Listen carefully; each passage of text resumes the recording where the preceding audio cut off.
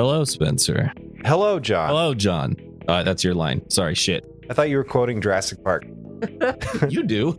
I know. Every time. It's my You don't even favorite think you're scene. talking to me. You just get to quote Jurassic Park, and then I respond. Anyway, I got something cool in the mail the other day after we recorded the episode, but close enough to the release window that I think we can squeeze this in as like an intro.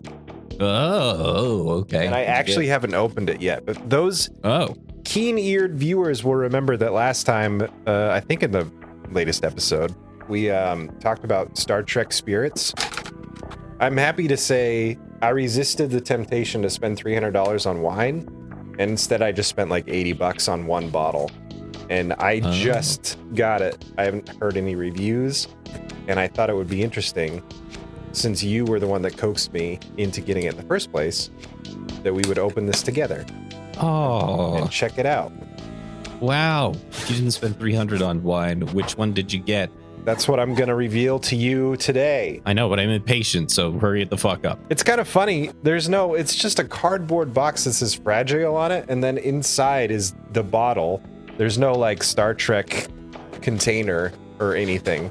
It's got a nice little flip top if you're interested in how the packing material works. Whoa. Oh. All right, so I got the Romulan ale. Ooh. It looks fake. Which is actually kind of perfect because it looks like this could come like right out of an episode of TNG. Oh, sure. Okay. And I'm pretty sure that the bottle was based on from its first appearance in Star Trek II, The Wrath of Khan, Romulan ale has become legendary. So I think like even the bottle was based on like old school Star Trek. You realize that by revealing this on camera, you have to take a drink. Yeah, I figured that I would take a little drink, which is unfortunate because I was going to grab like a shot glass. I'm not going to do a shot, but like I don't want to drink right out of the bottle. Why not? You gotta drink right out of the bottle. Come on. This bottle of Romulan ale you hold in your hands was produced and bottled by a 13th generation master distiller, premium ingredients and classic techniques to combine to create this legendary spirit. Best served on a rock of ice or in a classic cosmic cocktail. Apparently, you remember the Las Vegas Star Trek experience they had a few years ago? What? No. They had, Joshua will tell you all about it because he actually went. But they had like this not virtual reality, but this like walkthrough experience where you would go on a tour or something of a Starfleet ship, and you'd go in this room in a Las Vegas casino that looked just like the teleporter rooms in Star Trek TNG, and then there's some magic special effectory. You'd end up on the bridge of a starship, and then it would come under attack, and you'd have to like survive. It was just like a fun walking simulator, but in real life. And then at the end, they'd open it up the doors, and there'd be a gift shop and Quark's bar. And so they used probably not this, but like a colored spirit, and they made Star Trek drinks, cocktails you could buy, like themed. One of them was called a Cosmic Cocktail, and it was rumored to have Romulan ale in it. This is one of the two options available from Star Trek spirits, and I got the rye whiskey. Oh, you did? Yeah, because it was the closest to like the on-screen thing as far as I can tell. The other one was a lighter blue, and it was just a vodka. So, but it's kind of neat. Produced and bottled by Spirits That Rock in Ukiah, California. Rye whiskey with honey. And FD&C Blue #1. That makes sense. Limited edition bottle number 6736. So this one. What's weird is I don't see like this bottle is 750 milliliters at X number proof. So I don't actually know how proof this is, but Romulan ale is supposed to be, and rye whiskey is supposed to be pretty high proof. I found the proof. It's 100 proof, which is high. Oh, it's that explains a lot. That is quite high. Yeah. Does it smell like whiskey? I don't know. It smells a little like whiskey, and this is probably going to be like psychosomatic almost. Banging. But that's probably not it. But it smells a little like blue. I'm going to taste it. Well, all right. Yeah, go for it. What was that? Was it like gag reflex? Well, I thought I took a swig, and it's definitely alcohol. But then I thought they didn't fuck you on that. I thought I saw my tongue instantly turn blue, so I was just checking. I think it's fine. So yeah, give us a thorough review. What is it? What are the notes as it slams across your palate like a starship through the stars? I'm the worst person to ever do this because all I taste is like fumes. Hang on. Listen, just bullshit some nonsense because that's all they do anyway, right? Warm notes of tapioca. And it's like, Oh. I tried to breathe. You know how like people that drink wine, they like, I tried to do that. But it's whiskey. It's whiskey. It doesn't work. I do like the topper. They've got this nice little glass and rubber topper. Oh, okay. Kind of snaps in. That's really nice. Did you pay $9 plus shipping and handling for a Star Trek wine stopper anyway? No. This literally, I just got the bottle, and again, the bottle doesn't even come in a box, so it's just a bottle. And then after I drink this, I'm just gonna fill it up with blue water, probably. Oh yeah. It probably doesn't come in a box when it's smuggled onto your starship. That's unnecessary waste, and it's illegal in so many sectors that it's just easier. Right, yeah. And they've already slipped the teleportation engineer, whatever, like a fiver or a hand job, so they don't say anything when it's teleported over. I guess I can taste a little honey. It's woody. Howdy, howdy, howdy. Yeah, it tastes like Toy Story. It's got don't hide this. No, it's like a rye whiskey, so it obviously tastes a little bit like whiskey, but there's like an almost overpowering, like, I want to say oak, but that's just kind of my default wood.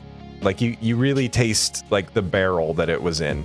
And it's very smoky, which I think is where I'm getting the fumes from. But it's not terrible. It's probably not worth $80. I don't know. Maybe it's like, I don't know if you've ever had expensive alcohol before, but like sometimes the really expensive stuff just tastes kind of awful.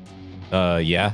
Compared to like the $20 stuff. So I don't know. Maybe this is like really super high quality, and like my inferior taste buds that got drunk off of Goldenschlager are just inept. Did you buy Goldschlager because of that movie? No, I've never actually had Goldschlager before. It's just the only like cheap alcohol that I could think of off the top of my head. And like the classic, like, we're in college, we got to drink. I see. Yeah, one time I had a Scotch whiskey that was, I don't know. Wow, this is top shelf Scotch whiskey. This is $250 a bottle of like a tiny little Everclear size bottle. Go ahead and try it. I'm like, this is the worst thing that I've ever had in my mouth. And I have had some really disgusting things in my mouth. It's I had a similar experience, like on a cruise ship. It wasn't anything to write home about. It was just like, oh, okay. Yeah. It was like a punch in the mouth. This tastes more upper shelf, if that makes sense, but still probably not worth $80 a bottle. When you say it smells like blue, I have a question for you. Yeah. And maybe you can taste it in there too a little bit. I mean, maybe. There's like that oak flavor that I was talking about where it kind of tastes like the wood from the barrel. There's almost like a varnish taste to it. Sort of like when you drink Everclear and you're like, oh, this sort of tastes like nail polish. Oh, yeah. You know what I mean? Like when it gets really high proof. Yeah. Yeah. There's a little bit of that in the aftertaste for sure. It doesn't taste like blue though. I don't, unless that varnish thing is, I think that's just the high proof alcohol, but maybe it could be the dye. It still smells like blue to me though. If you got a bottle of just whatever, blue number 1, yellow 57, it would have a taste, right? Yeah, it would have a taste and a smell, right? And you'd be like, wait, I recognize this from whatever. And because this is so dark, like it's extremely blue. Yeah, they had to probably use quite a bit of that dye to offset the natural color. Especially with like a rye whiskey, which is brownish. Let's see. How much blue number 1 can I eat? Red 40, yellow 50, or I'm sorry, yellow 5 and yellow 6 have been found to be contaminated with benzidine and other carcinogens. Oh, at least 4 dyes, blue number 1, red 40, yellow 5 and yellow 6, cause hypersensitivity reactions. But like if you were hypersensitive at all to any of these food dyes, you would have already known. I would have found out already, yeah. And hypersensitive doesn't sound like carcinogenic, so that's good. So FD&C blue number 1, also known as brilliant blue. Ooh, I got the brilliant blue. You did. Is a water-soluble artificial blue dye allowed by the FDA for use in foods, drugs, and cosmetics. There are no reports of toxicity associated with its general food use. Anyway, it's a lot. It's very alcoholic. And it looks, if you're a Star Trek fan, I don't know, like I'm the kind of person that would probably pay a little bit, and by a little bit I mean a lot, for like a collector's item like this.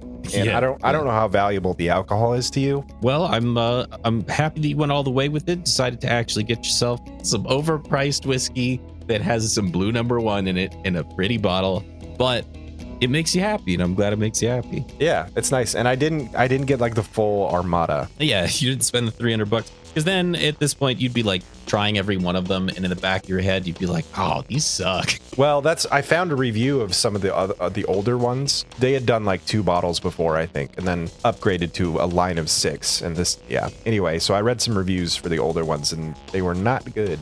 Ooh. You think CBS knows? Or like CBS doesn't give a shit and just knows people will spend money regardless of the quality? Oh yeah, I'm sure they don't give a shit. But like if you were put in charge of like producing an actual physical real life Romulan ale as a Star Trek fan, wouldn't you care a little bit? Like wouldn't you want to try to like try? Yeah. So I wonder who that person was, and I wonder how much they cared. But yeah, I do want to chill this. Most alcohol is better when it's cold. So and this just came out of a room temperature box. So I'm gonna chill it and get a little ice ball in there and have like a nice thing of Romulan ale. I got nothing else. You gonna play High on Life? Is that a video game? Yeah, it's by Squanch Studios, Justin Roiland's company. Then probably not. Like, no offense, Justin Roiland, but I just like I'm tired of your voice. I love it. That's why I brought it up, because I was reading a review before we started this podcast, and it's free on Games Pass, and I've got a Game Pass subscription, so I'll probably try it out. But a lot of the complaints are like, yeah, the game seems pretty cool, but my God, Justin talks a lot, and I can't stand it. So like the low reviews are he talks too much, and the high reviews are like, I love the dialogue. I love his. Yeah, it's starting to become a divisive. Either you love him or you're really sick of him, and it's not even like he's not that funny. Sometimes. If he's your constant companion in the form of a gun, which is kind of the premise of the whole game, and that goes on for 10 hours, I'm going to try it and see just how annoying it is. Because like 20 minutes of Rick and Morty is just about perfect for me. Yeah, if I have to watch, Rick and Morty, if I have to watch whatever, an hour or an hour and a half, I'm binging it. At least there are other characters. Sometimes Rick and or Morty are not even in the episode. Yeah, that's true. But just to have him talk to you for 10 hours as a gun? Listen, I know people listen to this bullshit that we're doing right now, but if you're listening to us for 10 hours straight, I'm sorry about that. I'm sorry. That must be a rough day at work for you. Really, really must be a bad day in the locker room. What? I don't know. I just assume the people that listen to us are either in school now or like our age and just on the road or doing a mindless stock job. Oh, okay. I was picturing like I guess we just think about what we know, right? I was picturing a dead end data entry. Oh yeah, or one of those where they're not even paying attention to you. You can do kind of whatever the fuck you want. Yeah, as long as you get your task done. When you're just a number, right? Yeah. Well, yeah. Doesn't that make you feel good on the inside, listener? Oh, it's so fulfilling. Just a number. Yeah. But you know what? So are we, because we know there's a million other podcasts out there. So thanks so much for taking the time to listen to this dumb one. We do need to do a big boy shout out in the very beginning. Yes. The big boy shout out. This is the part where we want to give a big boy shout out to the big top tier patrons on a top tiers. They're the best. Patreon.com/HDBZ. And those individuals are MJ Snyder, The Fish, Tyler Hyatt, and of course, Spencer Feuerstein. Thank you all so very much. We sincerely appreciate that you're willing to help support us on this level. It is super insane. It makes no sense, but thank you so very much. Do you even remember what happened last time on Eric Hates Dragon Ball Z?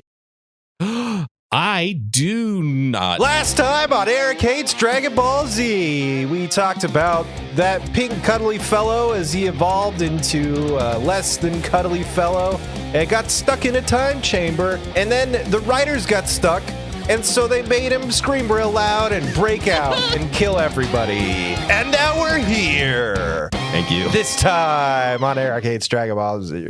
Welcome to Eric Hates Dragon Ball Z. I'm John. I'm Spencer. And today we're going to be going over episodes 264 through 267 of Dragon Ball Z. Starting Wait a second. 2064, 65, 66, 67, 68, buddy. Oh, I wrote 266 twice in my notes. I fucked up. You're right. Okay. 268 of Dragon Ball Z. Starting with episode 264, which Spencer will provide us with both Japanese and English titles, assuming he is more prepared than I am. The Japanese title is Has He Done It? Majin Buu's Great Explosion. The American title is Search for Survivors. My episode title is The One Where Popo Saves the Universe by Yeet. Oh, yeah, that's this episode. So coming into this episode, I don't remember if we talked about it or how much we talked about it in the last Arcade's Dragon Ball Z sesh, but there's a very famous subtitle in the Japanase version that happens it comes at this up time. A lot. I thought it was just a one and done. This is so did I. This is Gohan saying an inappropriate name directly to Buu. I'll say it. It's not like if we're just stating the word as it is, it's fine. Yeah, I didn't know if it was okay to even quote it. I don't know the rules. I mean, it's an English word that you're stating, and this has happened before the push to remove the word by the, what was it, the ACLU? There was a group that added this push to remove the word, but it's still debated on. The word is retard. And I thought it was just a one and done from our last episode. But this episode, it comes back, and it comes back with a vengeance. Like, they talk about it for the first maybe 3 minutes of the entire episode, and it's hilarious having the Japanese subtitles on and watching the English dub do backflips, trying to patch over these cracks that are forming as there is like 3 minutes of animation dedicated to Gohan calling Buu a retard. It's insane. And so they mask it by having Gohan call Buu. He says, "What's the matter, Boo Boo?" As he's like super confident and ready to kill Buu, and seeing Boo's anger over this horrible nickname. So it's cool to see like super powerful Gohan fight. He punches a bunch of rocks, and Buu like tries to mouth blast him. And Gohan, they're so close to each other that Gohan's able to put his hands right over Boo's mouth, and the mouth blast it detonates inside of Buu instead of projecting outward, which is very strange. Like, this begins, I don't know, maybe it was there last time, but I really don't think it was. This is like the first time that I really started to notice Buu becoming the gentleman villain, the monologuing, like the classic DBZ antagonist, as opposed to his initial introduction, like his chaotic nature. I liked. I don't know. I can't speak for you. I liked it a lot. Yeah, I really liked it. I thought it was a fun twist. Yeah. And it gave justification to these last couple seasons of the show because they found something different. Yeah, exactly. So now Buu gives a monologue. Like, he says maybe the most he's ever said, where he explains, "I've been feeling this power from across the universe this whole time. I knew you were coming, and I've been ready for this fight." So then Buu decides now is a good time to explode. He like powers up, and this like pink light goes into the air, and there's like a cyclone, and everybody's like freaking out. And there's a shot of like Goten and Trunks hiding in Piccolo's cape, which I thought was very funny. And then Buu just explodes. Gohan, like a second before the detonation, is like, "Oh, he's gonna explode." So he flies over really quick, grabs everybody, and flies off. And then the detonation happens. Gohan has been shown to be extraordinarily capable right now. All that training, the whatever 20, 25 fucking episodes of Gohan sitting there training has paid off. I honestly can't remember. I note it down at some point, but seeing Gohan confident is a treat. It's very nice. It's great. It's such a good payoff, and I sure hope it actually lasts and it feels like it means something. Was that sarcasm? Yeah. Yes. Yep. So we cut to Hercule, which I love the Hercule cuts. This one in particular I really liked. He's walking around a post-apocalyptic world. It's hard to remember that all of humanity has been killed. Yeah. Hercule and the dog Bee end up in this like city that's just been decimated by Buu, and they find a bar, a saloon that actually has beer, and Hercule is so excited. I get it, man. I get it. And so they go in, and he fills up a cup of beer, and he's just about to take a drink. And then the explosion happens right outside. You can see it in the very far distance. And the shockwave is such that it decimates the entire town once again. And the cup shatters in Hercule's hands, and he's alive and fine, but all he has is the handle and no beer for Hercule. Starts crying. Which is fair. Like, how long has he been without sustenance? I honestly have no idea. 12 hours? Same. 6 weeks? It's impossible to say. Yeah. It literally is. We're talking about time in the show Dragon Ball Z. So. After the explosion, Goten says, "Oh wow, we would have died." Also, Piccolo says, "Whoa, look at that hole." And I was drinking coffee when I heard him say that, and I almost spit it on my screen. There are a couple moments in these episodes that I'm amazed are not memes, and I will make them memes my fucking self if I have to, because they are so fucking funny. Gohan can feel that Boo is not dead, and he must be planning something. Which, like, I wanted to be like, that's ridiculous. And then I remembered that it's DBZ. This has happened a million times before. And Gohan just is finally realizing the truth of this universe. So good on him for recognizing what's about to happen. Piccolo asks Gohan how he got so strong. Oh, I like they have like a moment, like a 5-second moment between them. That's really nice. They smile at each other. Yeah, I like that. And then thank God they do a time skip instead of a recap. Gohan's explaining the end of the story to Piccolo. Well, and that's how it happened. Basically, it just skips to, and that's how it happened. Yeah, okay. Which is awful nice, because the show very often opts for flashbacks. But I've noticed that in these episodes, while they do, I think, a flashback or two. They do. In just a second. It is correct. It is the correct kind of flashback. Yeah. They do have like their conversation kind of dovetails into a weird moment about them talking about the Dragon Radar and how it's like Trunks gave it to Piccolo and it's in Piccolo's other pants, but it doesn't matter anyway because Dende's dead. And then at that moment, they're like, oh, wait, Dende's not dead. We can sense him. And that one, I'm fine with this. Like, they didn't explicitly say Boo outright killed Dende. I was pretty okay with this. It just happened so fast. Like it did. They're like, oh no, Dende's dead. Oh wait, he's alive. But then this show was breaking. They're like, oh, we need the Dragon Balls, but Dende's dead. No, wait, Dende's alive. So what about the Dragon Balls? No, we don't care about them anymore. Dende's alive. Like there's not a journey to go get Piccolo's other pants. I don't know why they brought it up at all. They go off to find Dende and they come across Hercule and B in the desert. Finally. Which I thought was great. I didn't expect these two plot points to collide quite so quickly. Yeah. And there's this nice, it's not in the Japanese, but it's in the English dub. Hercule's like almost apologizing for all the times that he's lied and stuff. Like he figures that what he's going through now is some sort of like karmic punishment. So there's like very tiny blink and you'll miss it background character moments with Hercule throughout this whole thing. As his universe expands exponentially and he grows as a character, it's really cool. He's in the desert. He's looking at the sun. He's like, angels, just take me away. And then flash, Piccolo. And it scares the crap out of him. And Piccolo grabs Hercule, carries him up to the rest of the gang. Gohan's like, oh, hey there, Mr. S. Just so casual and nice. There's a nice little funny gag where they're trying to go find Dende, right? And Piccolo's carrying Hercule and sees Dende and drops Mr. Satan to the ground. Uh-huh. I feel like this episode is trying to be clever about how Dende survived, and it doesn't quite hit the mark because they have this conversation about like, well, you guys were in the time chamber, so time was moving really fast on the outside. And Piccolo's like, oh man, I didn't even think about that. But like, of course, but why? How does that even relate to how Dende survived? It doesn't because we see it in flashback, and it doesn't matter at all.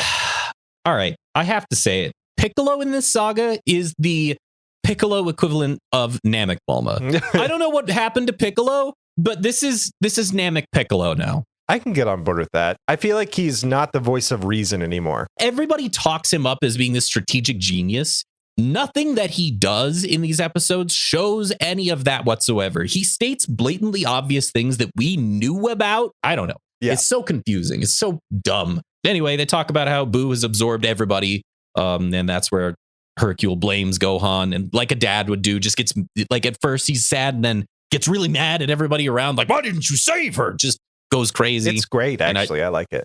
Oh, and then we do flashback officially to the part where Boo escaped the time chamber, and we discover that as he's turning everybody into chocolate, Popo runs over to Dende and he's like, no Guardian, no Dragon Balls, and hurls Dende off of the tower.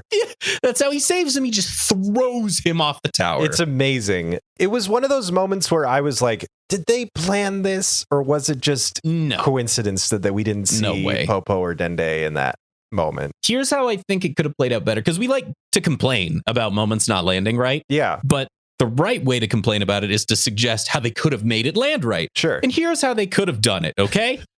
When they find Dende, it's like, oh, Dende, how did you survive? Dende doesn't say anything. It immediately flashbacks to Popo just saying, "No Guardian, no Dragon Balls," and throws him off. And then it cuts back to Dende and he goes, "I guess Popo saved me." And that's it. You just move on. Yeah, I feel like that's a very, I don't know. It would be too good. It's like a Dragon Ball Z abridged sort of edit. It is. You know? It's an abridged kind of cut. You're right. But it's perfect. I am fine that Dende's alive. I still fail to see the relevance. Because they, once again, in these 5 episodes, they don't do anything with the Dragon Balls or talk about them again. And so I just don't know why. Safety net. I don't know. They have to feel good that safety net exists, but they don't. Death isn't like going to be a consequence, even though that would add a lot to the drama of these fights. But they have to be able to say, "Just kidding.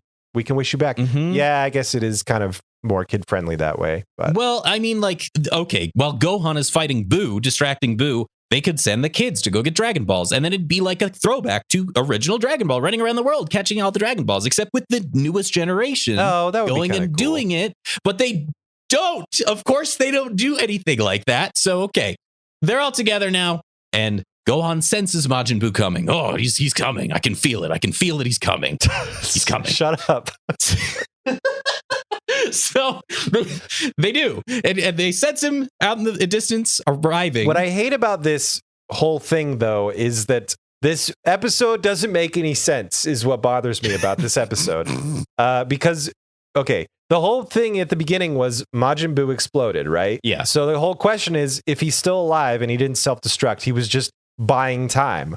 Okay, well, why was he buying time? That's a question that the characters ask as they're going to get Dende. Fair enough. But the answer is bleh. The answer is to give our characters time to come together as a group and have a couple non-fight moments in order to preserve a good pacing throughout the episode, which is not a reason to do something in universe. But Boo just shows back up like an hour later for no reason. His power level's the same. It's all the same. He just shows back up. And okay, you want to know what it was, though? You want to know why this occurred this way? Why? It's because Toriyama didn't know what Boo was going to do. So he was literally writing his own thoughts out of the character's well, that's mouths. What I'm saying. What's Boo going to do next? They did it in universe because of a script that they shouldn't be able to see. It's another one of those transparent holes through the show into Toriyama's brain. Mm-hmm. I think we've said this before. This is both the best and worst of Dragon Ball Z at the same exact time. Once again, it's so bizarre, and I still don't have a word for what this is. Anyway, so yeah, Majin Buu is in front of Gohan and calls out Trunks and Goten. Majin Buu says, "We need to finish our fight first, you little piece of shit." And on his back, you see like some undulating globs, and you don't really know what it is. And the narrator also says something that was really gross that I didn't write down. It's so frustrating to me because at this moment, Gohan is more powerful than Buu. I don't understand why this didn't happen. The second that Gohan senses Buu coming back, he should just be like, bye, and fly right toward Buu and punch him in the face because he's more powerful than him. Then when Buu lands and says, no, Gohan, I don't want to fight you. I want to fight the kids when they're fused because we didn't get to finish this fight. Again, Gohan should just say, no, that's my brother. You're not going to fucking fight him. You're going to fight me and I'm going to kill you and go punch him. Gohan gives Buu time to not only monologue, but get the upper hand a couple different ways. And I don't understand in character why Gohan would allow that. I don't think that he would, and I don't think Piccolo would let him. And like, there's just so many contrivances to make this part work. And I was feeling, and I know why they did all this. I know why. The answer is episode 5 of the episodes we're going to talk about today. But I was feeling it even in episode 1. I was like, no, this doesn't make sense. This doesn't work. Why are they doing this? It just, like it's frustrating. I wrote this down in one of the later episodes. This is a note for episode 267, I think. I said, this feels like when you're playing a tabletop game and the DM says, well, this just happens.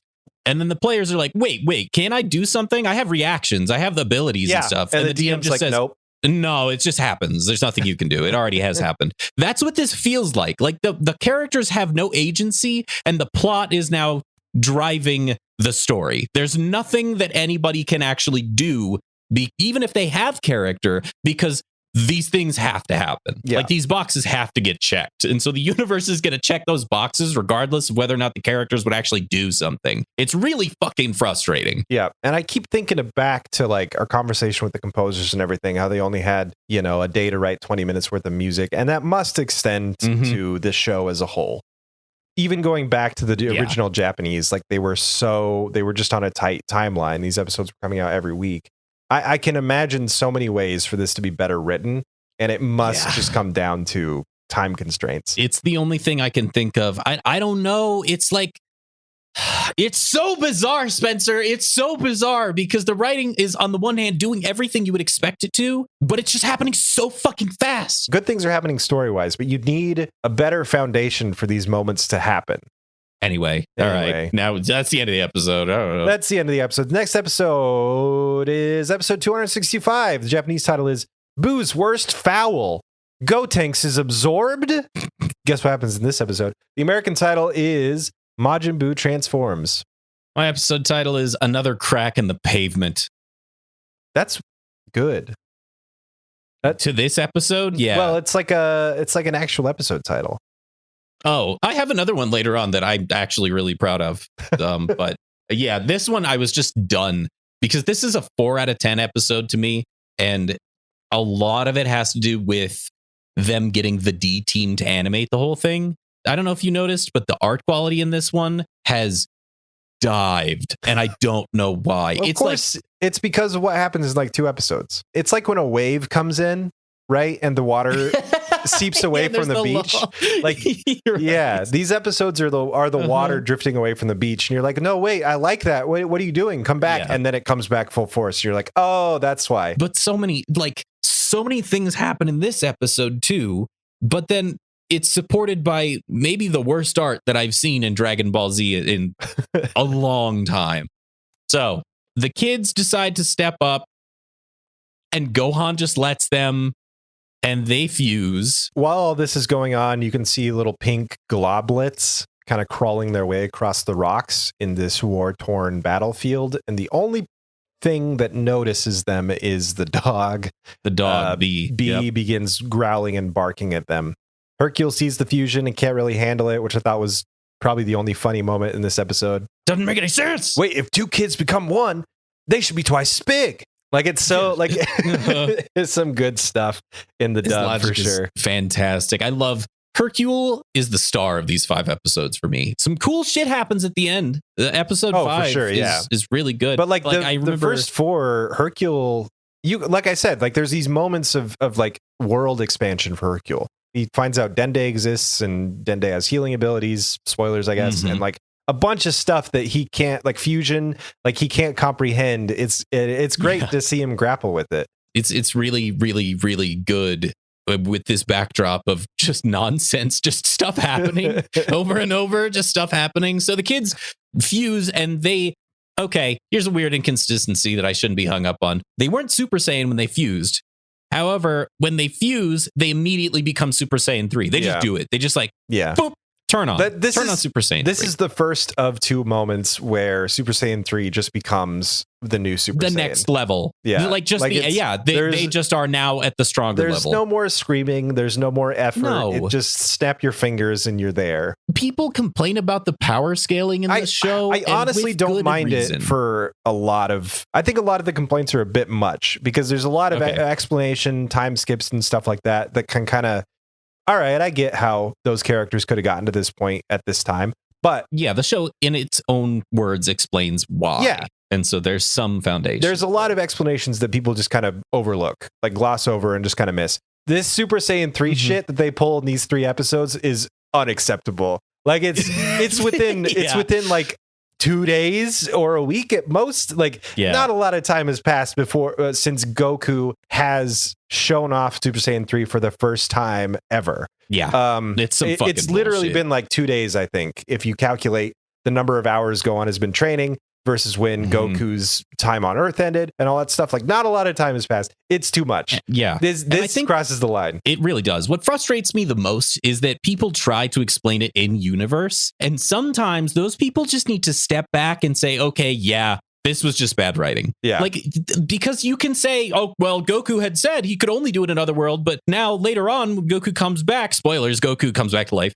Well, he just is powerful enough to be able to do it because he's alive again. Fuck you. No, that doesn't make any. Don't say it's a Zenkai boost. The character becomes stronger when he comes back. No, this is just inconsistency, and you have to accept it for what it is. It doesn't make the show any worse to accept something that is bad about the show. Every show has continuity errors and other problems. That doesn't make the whole overall thing worse. Yeah. Just because you get a bone in your burger, it doesn't mean the burger's not delicious. Huh. I'm trying to think if that would ruin the whole meal. If one bad bite would ruin the whole meal. I don't think it would. I really don't like, well, and it's not even like a terrible, terrible bite, like full of bones. Like you bite into it and it's just pure charcoal. It's just a bone. Yeah. And then you pick it out and you put it to the side. It happened, but the rest of the meal was fine. I don't know. Anyway, my rant is over now. So Hercule tries to come to terms with the kids, becoming one. And then the two little gum blobs grab Piccolo and Gotenks. Yeah, I feel like with Piccolo's super hearing and his like wariness of Boo this whole time, he really should have like seen or heard it coming. Yeah, I don't care anymore about Piccolo. I'm glad Piccolo is being absorbed because maybe it'll evolve his character and turn him back into what he was. But at this point, I'm just going to give it to Boo and say Boo is that sneaky. He had to go away for an hour to come up with this flawless plan. To do the thing he's been doing the whole time. Yeah. I think if this wasn't animated by the B team, this part where he absorbs the two of them would be far more horrific. But as it's displayed, it's really not that horrifying. I was expecting more terror. Much worse. And I think the show could have used more terror to deepen the intensity of the moment. Because as it is, it just fucking happens. It just, boom, they're just like, now. Hey, what's going on? Get me out of here. And then they're just absorbed. Boo now is weirder looking somehow than he ever was and is wearing Gotenks' shirt, which I think that's one of the dumbest things is that Boo is now just wearing Gotenks' shirt. And I get it's like a visual representation for the audience. Yeah. But like when he eats people, it's not like he wears their shit now. He doesn't wear Bulma's neckerchief, you know? It's because that this is like one of the main fighters. And I kind of like the look. I don't love this one, but I see why they would have started with this one. Yeah, it's odd. But it is odd. Now he's wearing the vest. Is it in his programming? Is it his magic programming? I don't fucking know what's happening anymore. Boo now just kind of talks. Now that he's absorbed Gotenks and Piccolo, which he says the intensity of Gotenks and the intelligence, the brain of Piccolo. Now I've become the ultimate fighter. I can't help but think back to the voicemail that we got where Cell already did this. Yeah, that's kind of what I'm getting at with this whole gentleman villain thing is yes. It's so like you've already established Boo as a separate character that's doing this kind of unique thing that I actually really liked. You're ruining it. You're ruining it. One step forward, 3 steps back. We love the gentleman villain. Both of us do. But that's not what this character is. Yeah. What are you doing? And there's no reason. Like, why? What? No. We don't even know Boo's plan, like what he wants out of this situation. And that's kind of what makes him work. I was never under the impression that he wanted to fight like Cell. Cell definitely just wanted to fight. So when he did shit like this, it made sense. Boo is just supposed to be like an agent of chaos that just kills indiscriminately and like moves from planet to planet. Why does he care? Why does he care about any of this shit? I don't know. And so then Boo over-explains that he's been paying attention and listening this whole time to how fusion works. He knows he only has 30 minutes. He's been listening to Piccolo's plans and decided he was the smartest one. There's a really funny shot during the flashback where Gotenks is like fighting with Piccolo about how long the fusion lasts, and Boo's little head pops out of a little rock. It's so funny. Just to like explain that he's been actually paying attention. He's not just a moron. But that was what made him cool, though, is that he was just kind of a fucking moron. Yep. I don't. And also, there's a lot of posturing. People yell at DBZ for like the villain goes, I'm going to beat the shit out of you. And then the hero goes, well, I'd like to see you try. And then the villain goes, just that. It's back and forth. They do that here. Okay, I guess that's what we're doing. I don't know what else to say about it, but the Gohan music track is really nice. Oh, in these moments. The Gohan music track is wonderful. The Boo music track is wonderful. The music is really firing on all cylinders for this arc, in my opinion. Dude, did you notice that there has been a marked difference since Julius took over? Yeah. As far as the music cues. The vibe is way different. Yeah, I'm not saying it's better or worse. It is just very different. Whereas I think before it was very supportive of what was happening. Now it's very driving of what is happening. So anyway, it's a good song, and they fight. So they finally fight. Yeah, Gotenks, Boo, and Gohan fight. That's Gotenks Boo, not Gotenks, Boo. The one thing that I do like about this fight is there's lots of sweeping landscape shots where you can't see either character, and there's just sort of like little bing, bing, bing, like as they clash. Pops. And it is framed in such a way that it keeps cutting back to Hercule's face. So it's like Hercule's trying to follow the fight, and he can't. And it kind of goes all the way back to, like, I think the Frieza saga or something, where the characters were like, oh, they're just moving too fast. We can't see. It's kind of great, actually. I like that a lot. That I loved. They eventually get into a kick clash where they kick each other in the face. Did you notice this weird transition where they're kind of going in slow motion after? Yeah, I actually wrote that down. There's this weird visual shot where the background, they clash, and then each of them go their separate ways after the clash. And then the background is all black. That was the only like visually distinct thing in these 3 episodes that I kind of noticed that really stood out. So at least they're trying something. But anyway, Hercule eventually, they kind of follow the battle, and he's like, well, where are all the army guys? And Dende's like, what the hell are you talking about? He's like, I thought that they were dropping bombs. It's like, no, that's just what battle sounds like for somebody that's not just doing martial arts tournaments. Damn. Hercule's concerned that Majin Buu is going to come for them. And Dende says, well, he's coming for anybody that's a powerful fighter. And Hercule says, well, do you not know who I am? I'm winner of the world's martial arts tournament. I have fan clubs. And Dende says, oh, he's definitely coming for you next then. The Dende Hercule thing kind of works. It's really good. I have been noticing, though, like, I actually am more of a fan of the English dub than the Japanese. I feel like the English dub consistently lands jokes and says like more important things. And the Japanese subtitles just kind of like, I don't know, either they're repeating some information that we already know or kind of going off on a tangent that doesn't quite work for me. The English liberties that they're taking are really good, and they're additive. They're additive to the overall 100%. Experience of the show rather than being a negative. Yeah. So anyway, Gotenks Boo starts doing mind games to Gohan. He's like, oh, I can hear Goten in here. And he's saying that you suck. But it's actually kind of a little bit clever. They flash to Elder Kai, and even Elder Kai doesn't know that if Gohan can win anymore. Like, this is a very close battle. Boo monologues some more, and Gohan rushes him. And then that's how the episode ends, which is a weird... These couple episodes are weird. Yeah, this episode was not good. The new Boo transformation was way too fast. It comes out of nowhere. How much he talks now. And I hate how much he talks. Like, you can almost... Because I wish that they could, like, say, oh, he absorbed blah, and that's why he's suddenly monologuing. Like, Piccolo wouldn't be that person. Like, I guess Gotenks it would be kind of interesting if he like adopted the personality of the person that he just absorbed. Right. So like he would be talking a lot, but he wouldn't sound like Cell, which he does now. He sound more like a kid, like Gotenks, like sort of super cocky and like really high energy and stuff. And then when Piccolo takes the dominant, spoilers, I guess, he would like go more stoic, and like that would be interesting, but they don't do anything interesting with that. They don't do that at all. He just is Cell now. It's time for a mid-roll shout-out. I knew that was... I know you were. How are you going to do this? We can't pull one over on each other. Not anymore. We're just too used to it. We've done this too much, yeah. I don't have the list in front of me, but there's a bunch of patrons that we want to thank one by one for contributing to this podcast and keeping us going. Keeping our mental state refreshed, ready, raring to go. And our financial state enough that we can actually put episodes on the internet. Because they don't tell you this in grade school, but that shit costs money. Those people are MJ Snyder, The Fish, Tyler Hyatt, Oh Noe Zoe, Andrew Winden, Erwin, Dan, Eric White, and Josh West. Thank you guys. Well, thank you very much for helping to support this. Seriously, we cannot do this without you at this point. Yeah.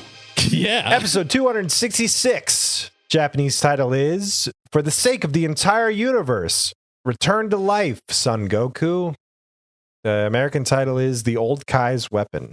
My episode title is the one where, all right, look, Toriyama, just bring back Goku already. We all know you want to. Oh, he's doing it. All right, cool.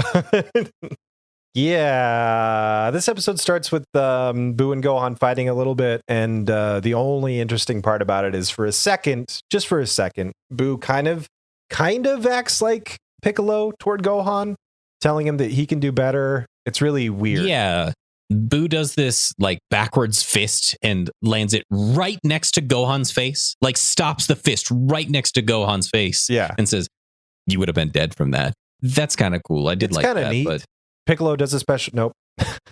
Boo does kind of Piccolo's move, the special beam cannon. Gohan looks surprised. I know. Yeah, it's just, at this point, okay, characters doing other characters' moves is not fucking surprising. So he's just, oh no, God, that's not your move.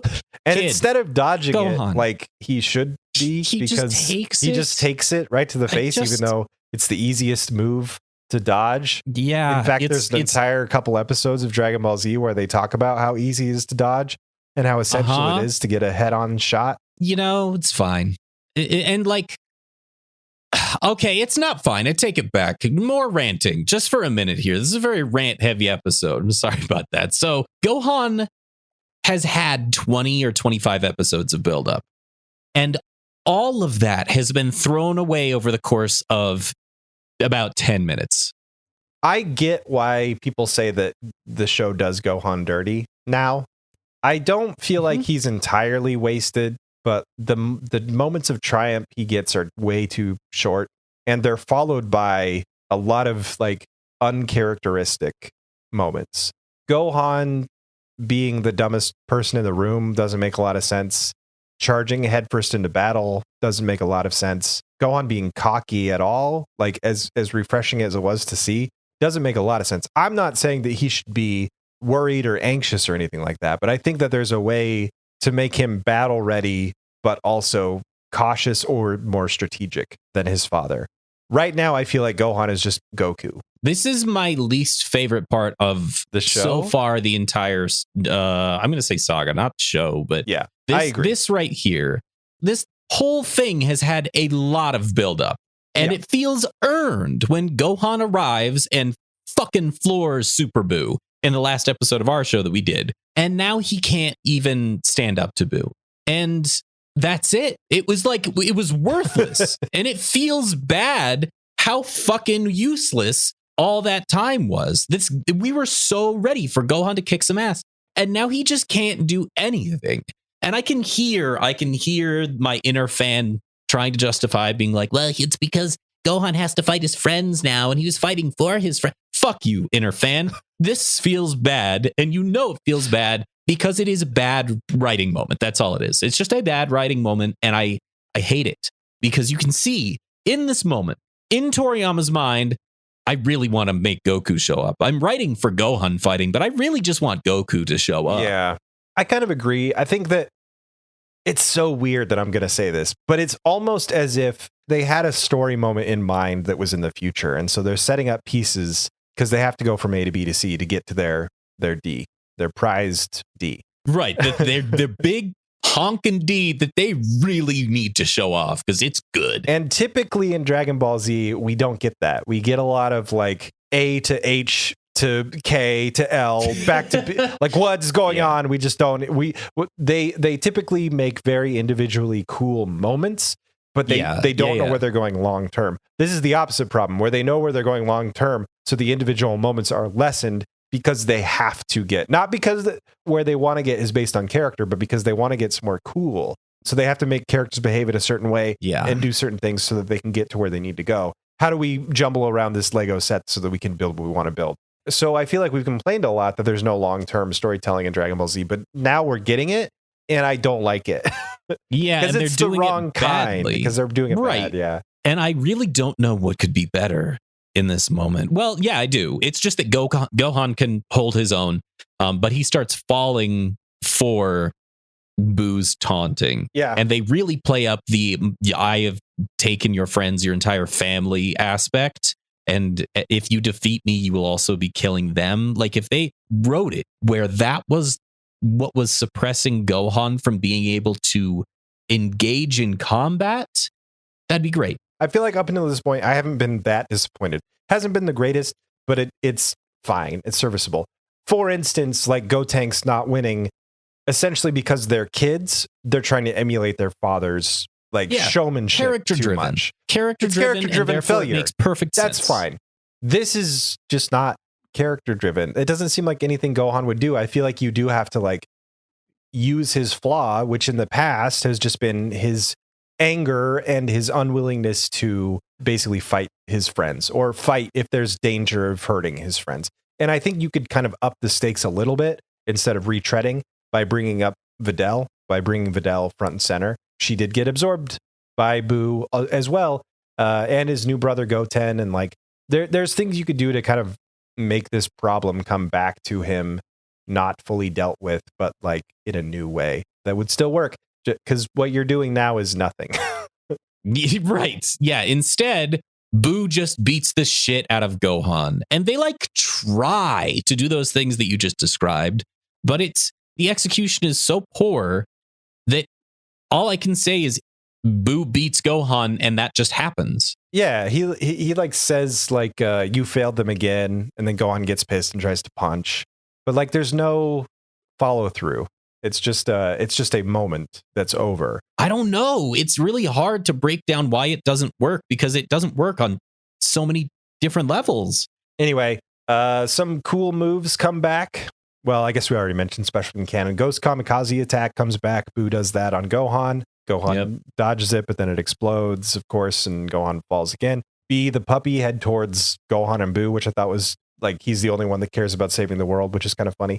We cut back to the Kai realm. The Kais are discussing with Goku, like, okay, this isn't working. Gohan's failing. What can we do? And Elder Kai's like, well, Goku could go back to Earth and fight. And everybody's like, what? Yeah. He's like, yeah, I'll sacrifice my life. I'll give my life and give it to Goku, basically. Use some Kai power and give him a second chance. Just a thing they can do. It's fine, because they're a Kai. He's an Elder Kai. I don't mind. It's just doubling down on how stupid Supreme Kai is. Yes. That's all. Oh, for sure. Listen, nothing that happens up to and including the end of this episode is going to put Supreme Kai in a favorable light. But Elder Kai shines again and again. Mm-hmm. Elder Kai shows up to show Supreme Kai how this fucking job is done. He's like, do I have to do everything? I think he literally says that. Do I have to do everything? He does. But it makes me question, like, did you need Elder Kai in the first place? Could you just have Supreme Kai do the things that Elder Kai was doing and kind of redeem himself through those actions? Because they're the same character, essentially. Elder Kai's like, yeah, I'll give up my life. Cool. Elder Kai power, it's, the end times, essentially, and their last hope isn't working out like they thought. Goku can go down to Earth and beat the crap out of Boo and save the universe, because he might come to the Supreme Kai realm next or eventually or whatever. And there is a moment where Elder Kai's like, oh, I'll sacrifice my life. And Supreme Kai steps up and he's like, no, I've screwed up this whole time. Let me be the one to do this. And I think that if that had followed through, I would have been more than happy with it, because it would feel as if it was a character defining moment where he's like, where he is trying to make up for his past failures, where there was a reason for him to have failed so that he could step up in this heroic moment. But nope, Elder Kai just slam dunks it again and says, he does. Let the old men sacrifice their lives so the young ones can live. And he finally is like a sage, wise man. Meanwhile, in Otherworld, unbeknownst to any of the other parties that we have talked about thus far, King Yema, oh my God, this part was so cool. It was really cool. Is preparing his own failsafe. He's going to send their best fighter back to Earth to try to stop Boo, because he's just that big of a threat. King Yama sends Vegeta, who is their strongest fighter in Otherworld, back to Earth. And he's doing so through fortune teller Baba. So I guess there's only one way to get from Otherworld to Earth, and it's this unknown off-screen thing that fortune teller Baba does. Yeah, it's never shown, but only she can work it. When they first reveal him that he's the mighty fighter that's going to save the Earth, he's like, well, the mighty King Yama comes groveling to me, which is just, it's been so long since we've heard Vegeta talk that it was very nice. So cool. Yes. My note was just, Vegeta never changed, but I don't remember why. Yeah. That was probably why. I feel like Goku coming back and Vegeta coming back, I'm pretty okay with the Elder Kai solution, I guess, but it feels like there is just an easier way to do this. Like some kind of, you already have the Dragon Balls. Like, do you really need to break every law of the afterlife to get these two back on Earth? Exactly. Like, what are the rules? You know? Anything can happen at any time for no reason. It's just, I just want some consistency, and this did not give it to me. But like you said, things have been just so wild lately that I'm kind of here for it. Yeah, it's totally a who gives a fuck anymore kind of thing about story, about canon, about rules, about any of those things. And at this point, I'm just kind of backing up and watching the show because you can't try to apply any sort of sense of continuity anymore. Yeah, because it consistently breaks its own rules and laws. So might as well just enjoy it for the punching, fighting, kicking, screaming show that it is at this point. Anyway, okay, so Boo just kind of knocks out Gohan by choking him, and Gohan just passes out from Boo strangling his neck.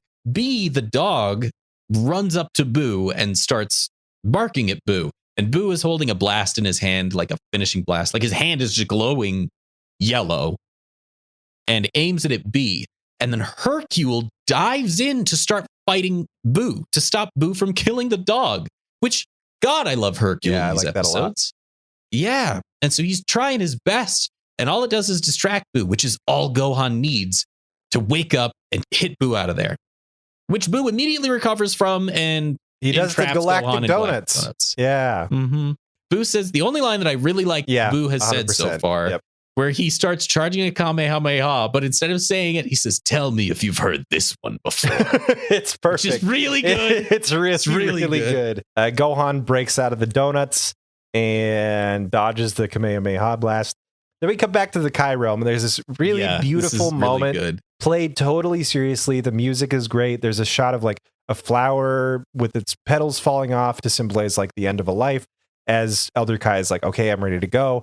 And, you know, a shot fires through the screen kind of symbolically, and Elder Kai dies. Goku loses his halo. He's mortal again. It's just so beautiful and serene, and like, oh man, this guy made a heroic sacrifice. And then a second later, Elder Kai pops back up with a halo on his head and says, hey, stop screwing around and get back to Earth. Mm-hmm. It was such a perfect really joke. Funny. Like, I did not expect it at all. It got me good. Goku no longer has a halo, and we cut back to Gohan, who is fighting back at Boo. Boo takes one of Gohan's blasts, knocks it back, and it pierces Gohan into the planet. And then suddenly we get like a 2-second reaction shot of the planet as the blast bores through the entire planet. It goes to the other side of the Earth. It's just so bizarre. And it's not like, usually when we get a planet shot, it's the entire planet. This time it's just kind of part of the planet. Like, it felt like a lazy planet reaction. I don't know why. I don't know why we're talking about this. But anyway, then the best fucking moment that I've seen in Dragon Ball Z in a long time happens. I shouted, what the fuck, so loud that my girlfriend came in to be like, are you okay?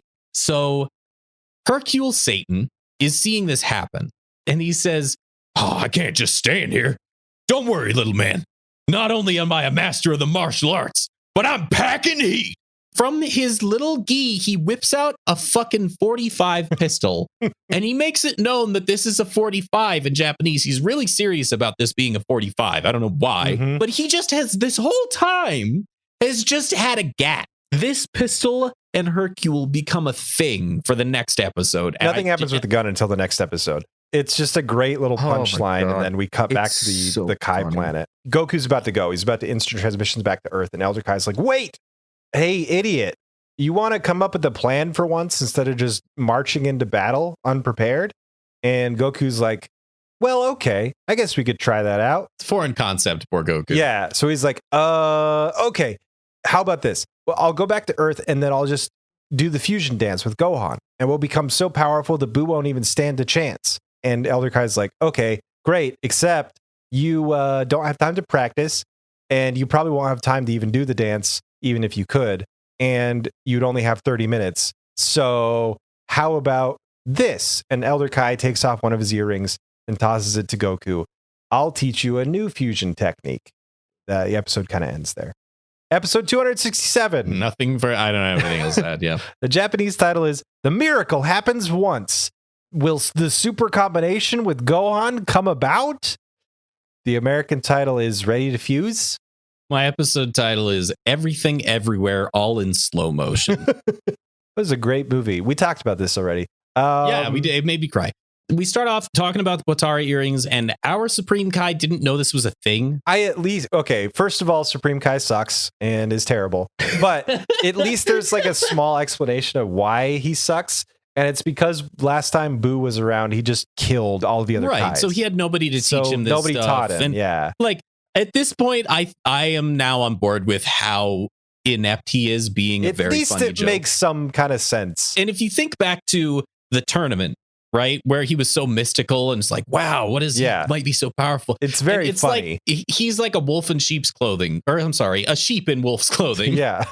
So in Japanese, the earrings are called Potara earrings.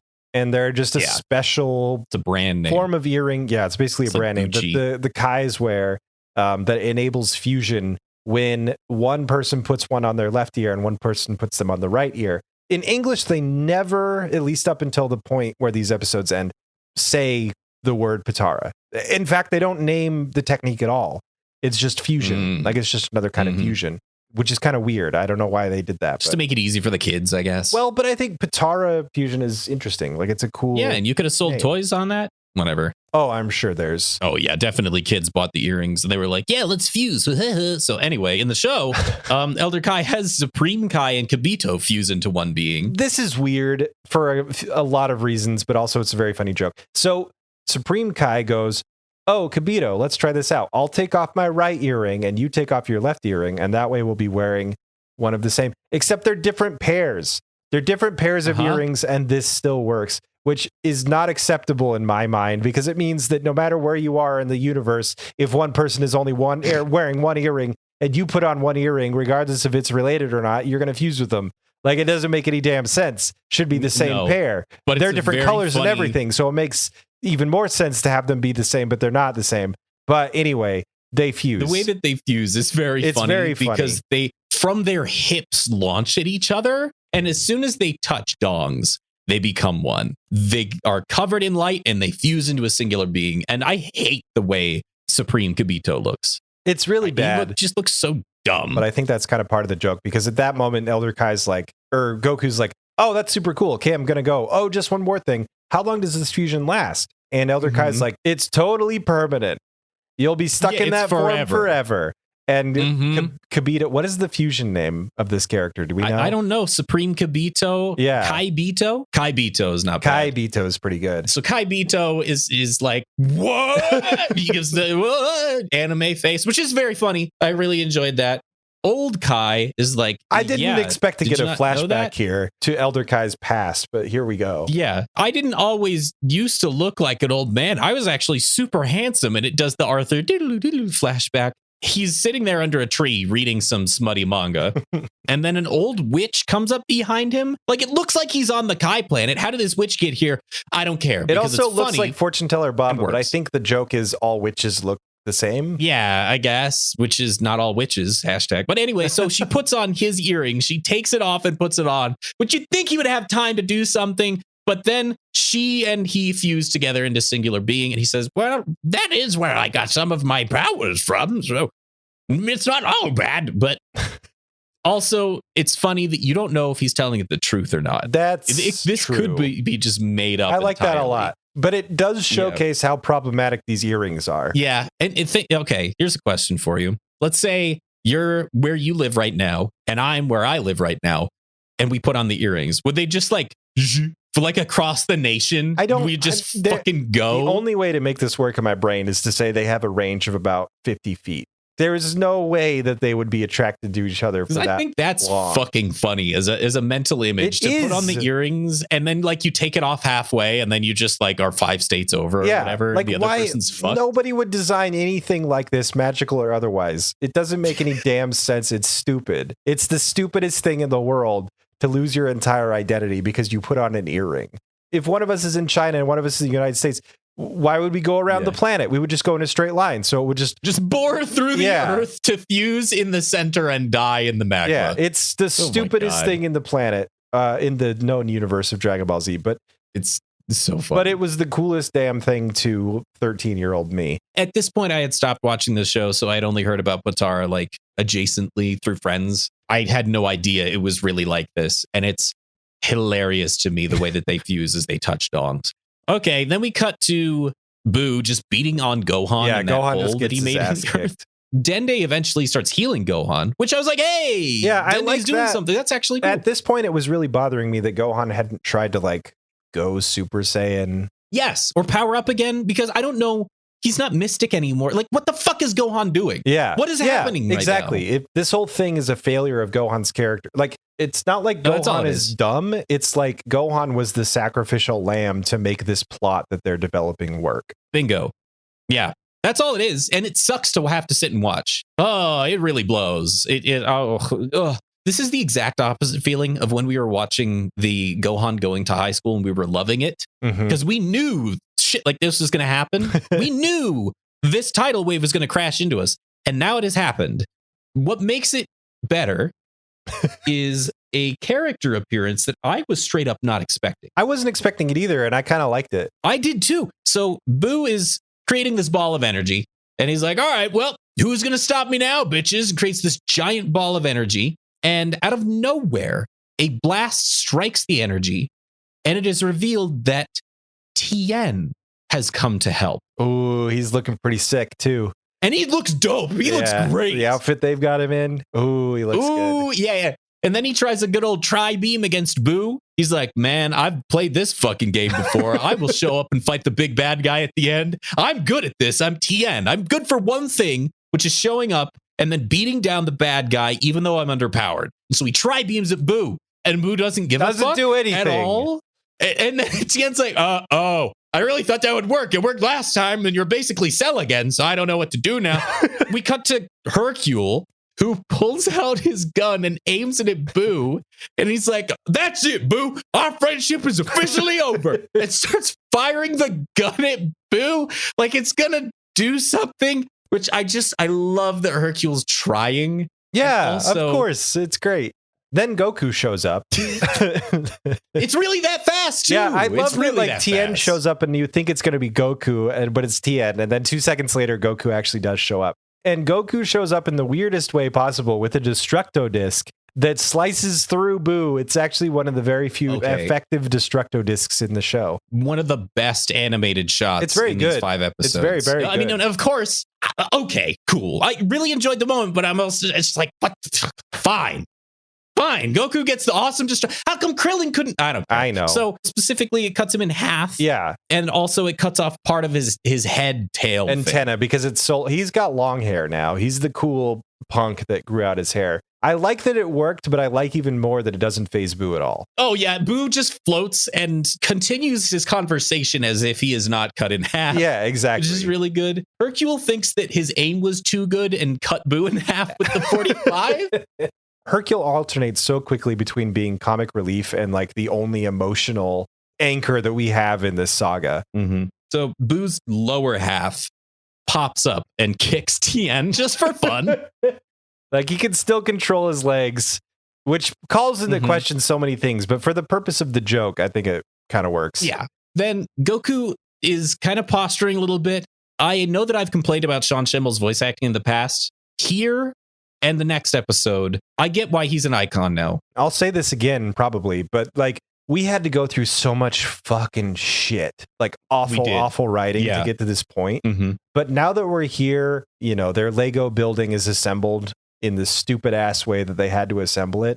I really like the rest of these episodes. It's really good. I can see why they wanted to jump through hoops to get their idea because it was a really cool idea. I wish they would have gotten there in a better way. But now that we're here, I'm entertained for sure. It's like, you're about to get a really delicious meal that you've never had before. But in order to eat it, somebody has to come stab you with a knife a couple of times. That's what this feels like. And then in a twist, it was actually worth getting stabbed. Yeah, like you're eating the meal, but you're still bleeding out a little bit, but it's really delicious. And so anyway, all right, Goku's posturing and says, I got a new plan. And just throws Gohan the earring. It's a bad throw. It's a really bad throw and Gohan, a bad catch. Gohan. Misses him. It misses Gohan. It misses Gohan, and he has to go searching through the rubble for the earring. And this is where the spontaneous Super Saiyan occurs. That is also egregious. And stupid. It's really egregious. I do want to point out this at this point. Boo has reattached his legs to himself, but keen-eyed viewers will notice that the part of his head antenna that got cut off is still not attached and continues not being attached throughout this fight, which I think was a very cool detail. Yeah, Goku just instantly transforms into Super Saiyan 3. There's like a flash and he's just there. It just works. It's one fucking frame and his hair is giant. And yeah. And they're fighting and Boo's fighting, but he's also pretty smart. So he blasts the spot where Gohan's searching for the fusion earring and it explodes. In this moment, I think you're right. Because it was this moment that I felt like all the pieces have come together of the Lego set. You're 100% right. That they totally have built their Lego set, and it feels different in this moment. Like they finally got to what they were trying to do, and now we can just do it. It's like he wrote himself into a corner, and he was like, "But I want to do this," and so he had to kind of like kink all the pipes. And you can tell this is what he wanted to do because it's awesome again. I actually felt a sense of tension. I'm almost embarrassed to say because I disliked the previous 3 episodes so much, but I felt a sense of tension when it was cutting from Goku trying to hold off Boo, knowing that he can't because he's not powerful enough, and then cutting to Gohan searching for the earring, their only hope of becoming powerful enough to defeat Boo. They go back and forth a few times throughout the fight, and it's like really good. It's paced really well. It works. It's awesome. And then Boo suddenly just starts screaming in the middle of fighting Goku. I love that too. Out. That was a great moment because it's planted perfectly. I was like, what the fuck is going on? Why is he just stopping and screaming? Oh, the fusion. The Gotenks fusion inside of him is wearing off. Perfect timing. It felt like in universe saying that 30 minutes had passed was perfect. And it was still surprising. I love it. The way it's visually displayed is Gotenks' little vest disappears off Boo and Piccolo's fucking cape appears. Which is the stupidest thing. That's so insulting to Piccolo to show because it like boing, like it's this dumb sound effect and he's wearing it. And it's like, oh, he's less powerful now. That's kind of a shot to Piccolo, I feel like. Yeah, it's like a fuck you, Piccolo. Which, like, you could have just changed the shape of his fucking face or something, you know, giving him some Boo Super Saiyan hair that then becomes pointy Piccolo ears. Or like, I don't know, anything. There's so many other options, and it's just so dumb. So, all right, anyway, that happens, and Boo is a little perturbed, but then kind of smiles, and he's like, that's not all I got. And you see that the cutoff part of his head comes after Gohan. And I'll be honest, I didn't even notice the cutoff part of his head didn't come back. I definitely, so I did. I noticed in the animation that they hadn't put it on. And I thought it was very clever. Oh, yeah. I thought that this time, I did not like when Piccolo and Gotenks got absorbed. But this time, I thought it worked really, really well. Because me as an audience, like they planted the seeds. Set up, payoff. Yeah. It works a little better. This is the part where I wrote down that feels like D&D when the DM is just railroading things that happen. Because it happens so fucking fast. It does happen very fast, and you would think Gohan, having seen it just 5 minutes ago, would be able to fight it off. Would be a little bit more prepared, yeah. Especially with Boo now being less powerful, you would think they would be on par in terms of power. This is the final piece of the puzzle that they need. Yes. This is the final part of the Lego set that they can put on top to complete it so they can play their game that they're going to play next. It happens so fucking fast that I can't forgive it. Do you know what I would have done? I refuse to forgive the show. I've been thinking about this since I watched it this morning, and I think I figured out a way to make this moment work. Oh, yeah. What do you got? Well, I'm interested. What do you got? You have the pink blob jump up from the ground and try to absorb Goku, and Goku's like, huh? And then you have Gohan, Secret Service officer in front of the president style, take the hit for him. And so Gohan gets absorbed instead of Goku. Right. So it's a little more willing. So the power scaling isn't drawn into question. Yeah. So it's more of a shock, more of a surprise. Yeah. I could 100% see that working, man. So like great. It feels more in character for everybody involved, and it's still like the heroes lose a little bit.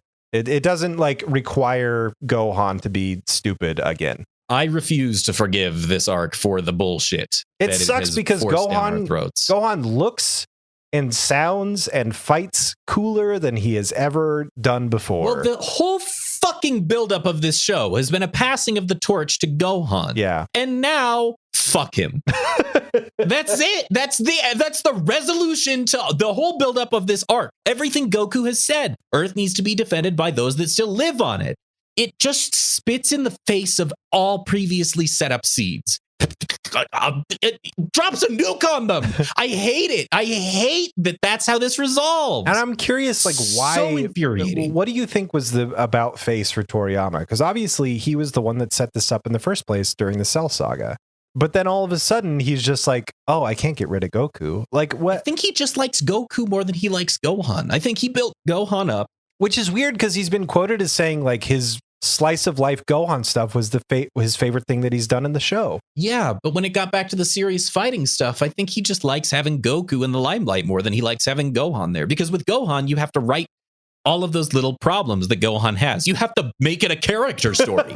Versus when you have Goku, his whole character is just fucking fighting. So it's easy to make Goku the front man. That's probably why he did it. I have nothing to base this off of other than angry ranting assumptions. But that's what I think happened, is it's hard to write Gohan, and so it's easy to make Goku fight.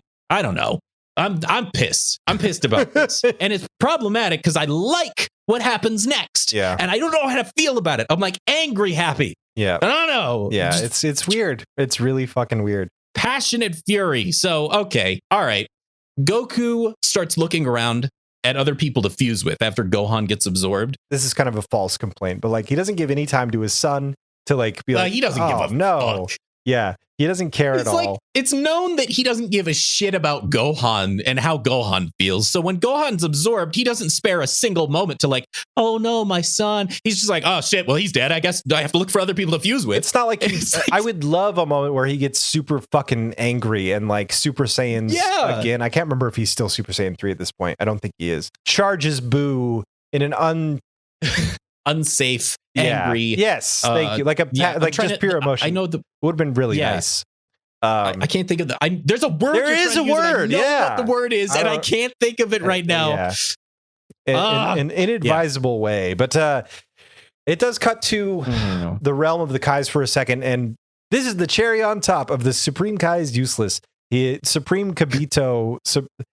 What did we call him? Supreme Kai Bito says, help them to Elder Kai. And Elder Kai's just like, I've given everything I can. Like, he's died. He's given his life. Yep. He's given his Patara earrings, his like final, like, what do you expect from this old man? Just leave him in peace and do something. You show up. Yeah. Dude. Yeah. Do anything. Just be a distraction. Tien is more useful than you right now. I get the love for Tien. He's a little useless, but like he tries anyway. He knows. Yeah. He knows where he is on the power scaling. I appreciate Toriyama giving Tien this moment. I wonder where Chaozu is. Like, if he showed up and blasted Boo and was like, that was for Chaozu, then like we know, oh no, the Boo killed Chaozu during the blasting. Interesting. But there's none of that. There's none of that. When Boo absorbs Gohan, yes, he gets another look, and I think it's my favorite of the Boos. Until the final one, I agree with you. Yeah, he gets Goku's / Gohan's shirt. The orange with the blue undershirt, and it looks really good. Yeah. I think he's colloquially referred to as Buhan. Oh, yeah. And Buhan is my favorite. So Goku decides to fuse with somebody else. Gohan's out of the picture. This guy's more powerful than ever. Fuck. The only thing we have is fusion, and it's got to work. So who's on the docket? Dende, Hercule, or Tien, who's unconscious. He's like, well, Tien's not going to be much help. And then the episode ends, I think. It ends with a non-dialogue shot of Baba and Vegeta on Snake Way making their way back to Earth, which like is an unspoken, hey, here's your third or fourth option. Yeah, very well done. Visually showing us, not telling us. The audience knows, Goku doesn't, that Vegeta is on his way back to Earth. We move on to episode 268. The Japanese title is Merged, Vegeta's Pride and Goku's Rage. The American title is Union of Rivals. That's a very good title. It's not bad. I actually like that a lot. My title is They Touch Dongs. Finally. So this episode starts with Buhan saying, both of your sons are part of me now. Maybe we should seek family counseling. He's just like more gentleman monologuing, and I'm fucking sick of it. Let's just move on. I don't want to complain about it anymore. Hercule's out of bullets. Hercule is out of bullets. He can't help. We're all doomed. Yeah. Oh no. My gun that blew him in half, it no longer has ammunition. So Boo gives Goku 5 seconds to find a suitable fusion partner. And I really like this. I love this sequence. This sequence I remember from when I was a teenager watching it on Tsunami. It's one of my favorite episodes. Oh, really? This is in my memory, in my flashback, my own personal flashback, I remembered this going on longer, and I remember more candidates being considered. Because really, we only get to see what Goku visualizes a fusion between him and Dende and him and Hercule would create. Mm-hmm. But in my brain, I remember the whole episode being this decision that Goku has to make that is like him and Dende, him and Hercule, him and Gohan, him and Tien, like all of these fun combinations, which were fully realized in the incredible, weird 3DS game, Dragon Ball Fusions. Oh, it's exactly what you want. It's so fucking cool. Great. You go through like zones, like the DBZ universe is shattered, and you're in a makeshift Frieza's spaceship, but it's for good guys this time. And you team up with Bulma and shit.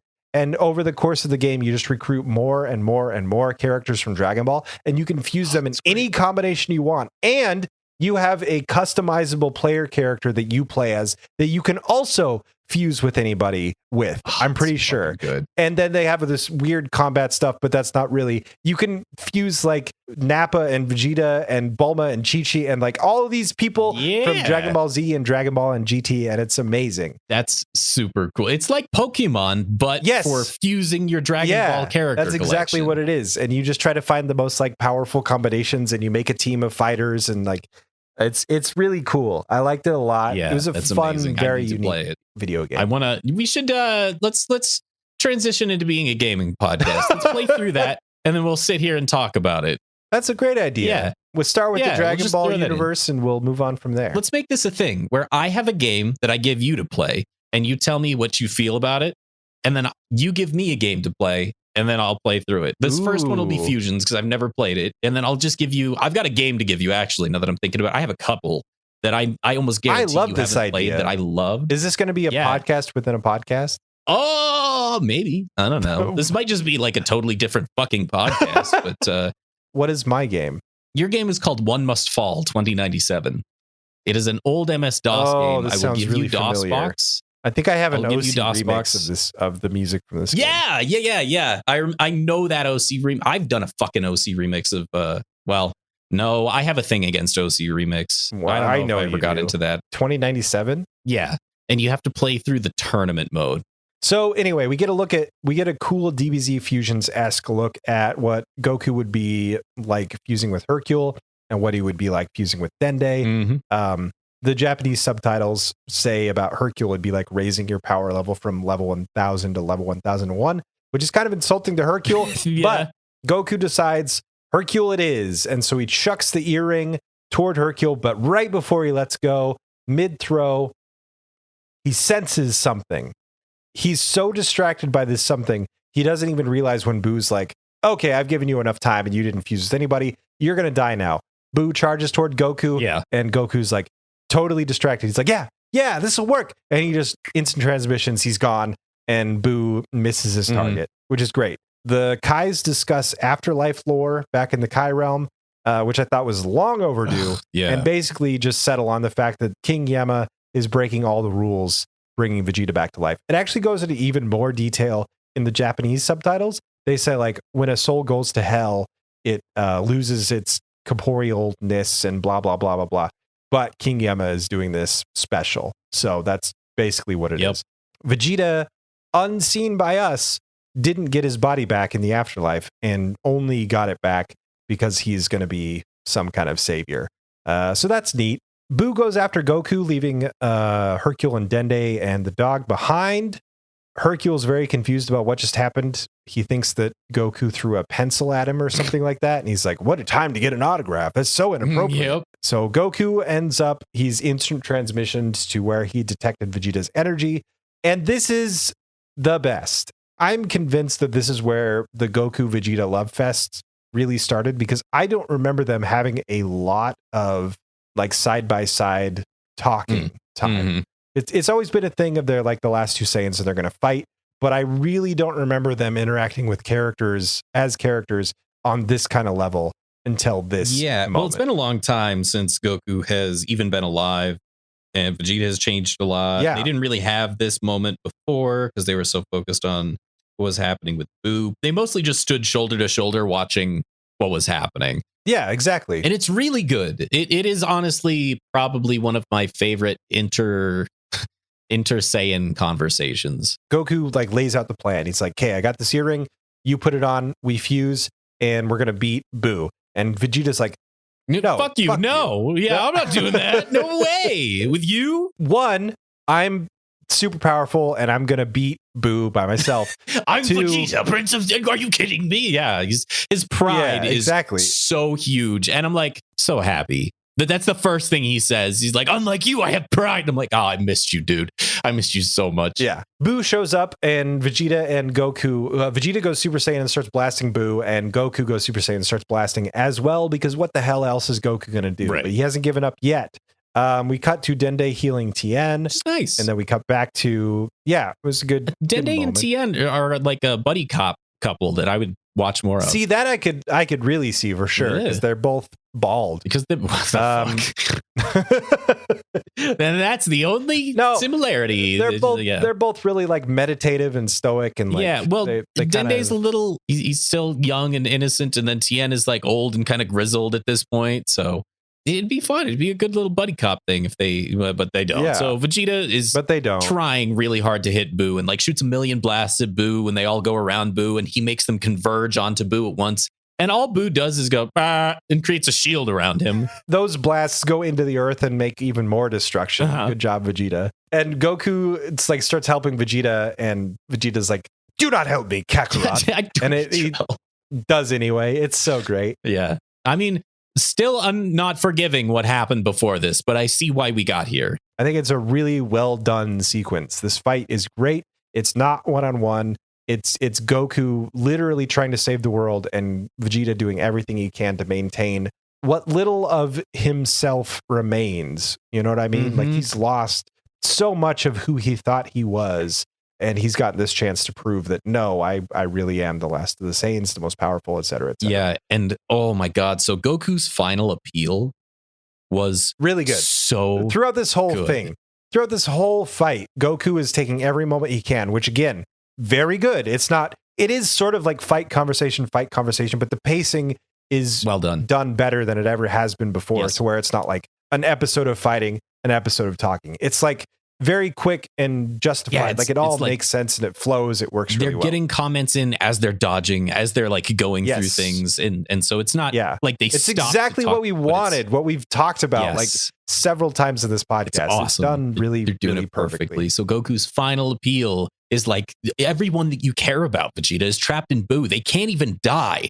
When you said they can't even die, I was like, ooh, that actually means a lot in this universe specifically. Like that might be the worst fate. It is a fate worse than death, is to be trapped. And the thing that like gets Vegeta's attention more than anything is when Goku says, even Bulma. And what I love, what I think makes the English dub more successful in this moment than the Japanese dub, that is, I don't know what you call an original. Like, what's an original? It's not a dub because it's the original. You're not dubbing over it.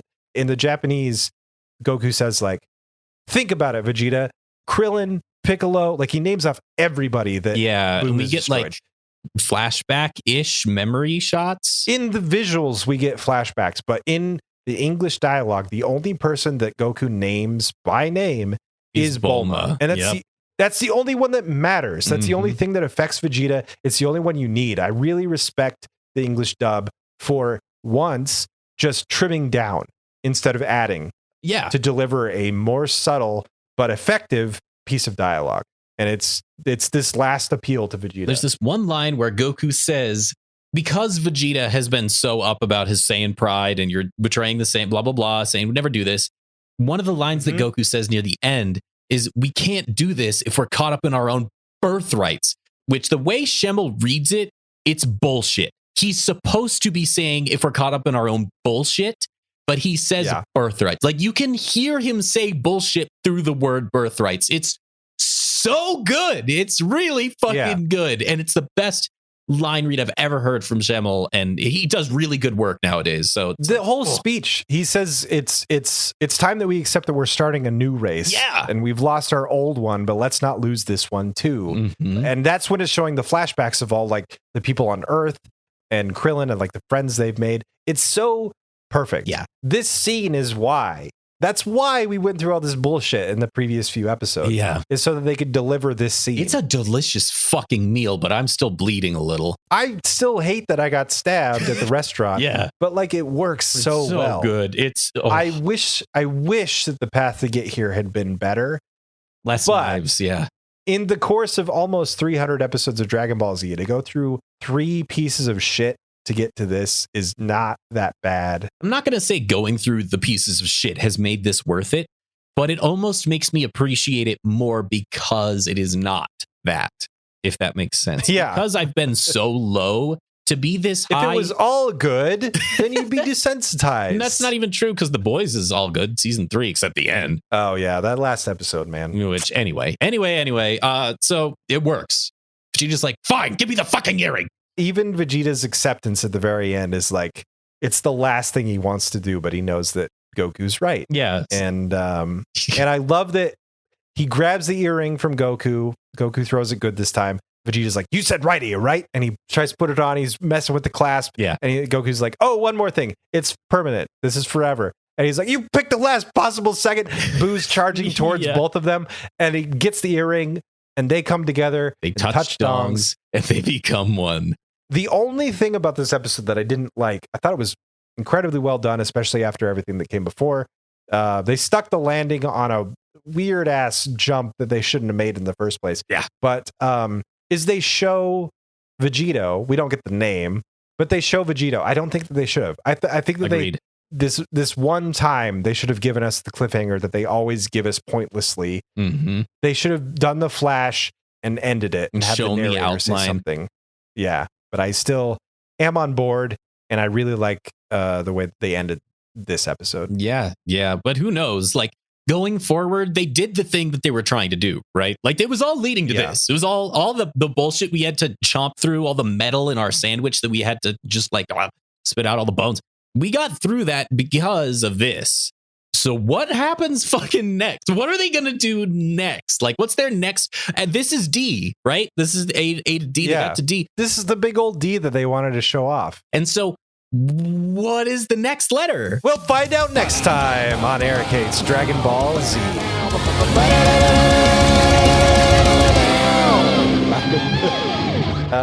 Yeah, it's weird. It's weird going through 4 episodes of kind of crap to get to 1 episode of like that's just gold. It's quintessentially Dragon Ball Z at this point, though, isn't it? I was sure, man, when I started watching these 4, I was kind of bored.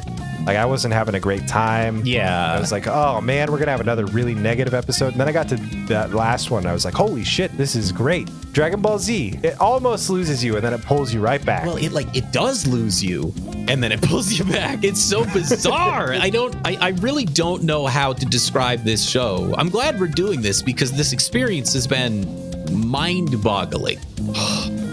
Thank you for listening to Eric Hates Dragon Ball Z. You might hate the show, but he loves that you're listening. All the stuff we usually say at the end, we're going to say again.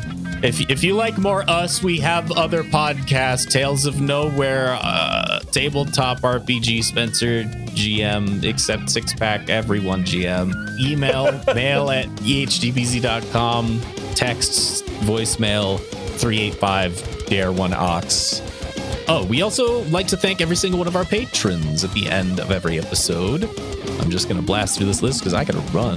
Thank you so much to Hearst Ran Out of Gas, Tyler Hyatt, Dan Shumnel, Erwin, Tom Bruchnicki, Mr. Antiquity 37. That's good. I like that. That's an Australian boy right there. Look at that. Ooh. MJ Snyder. Thank you very much. Felix Rodriguez. Cole Dwick. Josh West. Tinny. The wonderful Ayuku and Dad. Artex the Creator. Lori. Eric White. Croy Keener. CJ Collins. The Fish. Oh, Noe Zoe. Amanda Giles. Jillies. Fuck, I'm every time. Sorry, Amanda. We just don't know. And Andrew Winden. Finally, this podcast is made in remembrance of Spencer Feuerstein. Oh, man. All right. You're on the clock. You got to go. That means you got to come up with the world's fastest pun. Don't worry. It'll be really Kaibito. Kaibnito. Kaibnito? Kaibnito. Like Nito? You're using the word like Nito? Nito. Cool. Did a good job. I don't know. We don't have any new characters. It'll be really Vegito. Oh! I'll talk to you Veggie tomorrow. This is so stupid. We'll see you next. Hercule had a gun!